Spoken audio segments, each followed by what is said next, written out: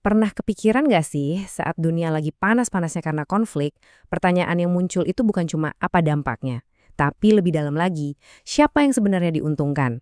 Nah, kali ini kita akan bedah sektor mana aja yang justru berkilau di tengah situasi genting ini. Oke, ini dia agenda kita. Pertama, kita akan lihat gambaran dramatisnya pas krisis pecah. Terus kita coba pahami kenapa sih konflik kayak gini bisa penting banget. Dari situ kita bongkar siapa aja pemenangnya. Kita lihat juga berbagai skenario yang mungkin terjadi dan kita tutup dengan hal yang paling krusial, risiko besar di balik semua ini. Yuk, kita langsung mulai dengan skenario yang, jujur aja, cukup bikin tegang. Ini bukan adegan film loh, ini adalah momen nyata saat berita konflik pecah dan menghantam pasar. Paniknya itu, wah, menyebar lebih cepat dari yang kita bayangkan. Reaksi pertama yang paling kelihatan, harga minyak mentah langsung terbang ke langit.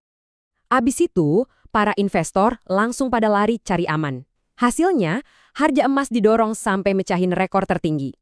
Nggak cuma itu, kapal-kapal tanker raksasa pun terpaksa putar haluan, cari rute baru buat menghindari zona bahaya. Logistik jadi kacau balau. Nah, semua ini nimbulin satu pertanyaan besar. Sektor apa sih yang justru panen saat dunia lagi terbakar? Oke, sekarang kita coba mundur selangkah. Kenapa sih satu konflik regional aja bisa bikin ekonomi seluruh dunia goyang? Jawabannya ada di satu titik sempit yang vital banget di peta dunia. Nah, ini dia intinya. Angka ini 20% kelihatannya kecil, tapi ini adalah 20% dari seluruh pasokan minyak mentah dunia yang harus lewat Selat Hormuz. Jadi kebayangkan kalau jalur ini keganggu sedikit aja, dampaknya langsung terasa secara global. Dan dari situ, efek dominonya langsung jalan, inflasi global naik, rantai pasok jadi berantakan, mata uang negara berkembang melemah, modal pada kabur ke aset yang dianggap aman, dan ya, anggaran militer di seluruh dunia jadi membengkak. Jadi ini udah bukan sekedar soal harga minyak lagi. Oke, sekarang kita sampai ke inti pembahasannya. Di tengah semua kekacauan ini, sektor mana aja sih yang secara historis malah dapat durian runtuh?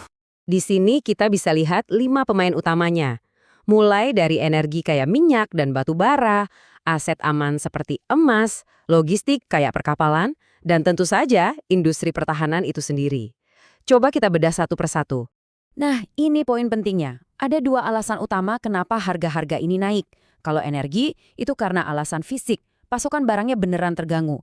Tapi kalau emas, ini lebih ke alasan psikologis. Rasa takut dan ketidakpastian bikin investor lari ke emas buat ngamanin aset. Dan itulah yang kita sebut safe haven asset. Simpelnya, ini adalah aset yang dipercaya nilainya bakal tetap stabil atau bahkan naik di saat pasar lagi gonjang-ganjing. Emas itu contoh klasiknya. Tapi nggak cuma itu, ada juga sektor lain yang kecipratan untung. Batu bara jadi alternatif karena lebih murah pas minyak lagi mahal. Industri perkapalan juga diuntungkan karena tarif angkutnya atau free trades jadi melonjak. Anggaran pertahanan yang naik ya jelas, ngalirnya ke kontraktor senjata. Logam industri juga dicari buat bikin alat-alat militer. Bahkan agribisnis bisa ikut kena imbas positif karena potensi gangguan pasokan pangan. Lantas, seberapa besar sih dampaknya? Jawabannya tergantung seberapa parah situasinya. Yuk kita lihat gimana pasar bisa bereaksi di level konflik yang berbeda-beda. Para analis biasanya membaginya jadi 3 skenario. Di level ketegangan tinggi aja, kita udah lihat kenaikan harga yang lumayan. Kalau situasinya memanas sampai ke konflik terbuka, angkanya bisa loncat sampai 80%. Dan di skenario terburuk, perang dunia, harga komoditas strategis bisa meroket ratusan persen. Jadi makin panas situasinya, makin liar juga pergerakan harganya. Nah, setelah kita lihat semua potensi keuntungannya, sekarang kita harus berhenti sejenak. Karena ini adalah bagian yang paling penting, peringatan soal bahaya besar yang mengintai di baliknya. Pertanyaannya, apakah semudah itu? Jawabannya jelas, enggak. Sama sekali enggak.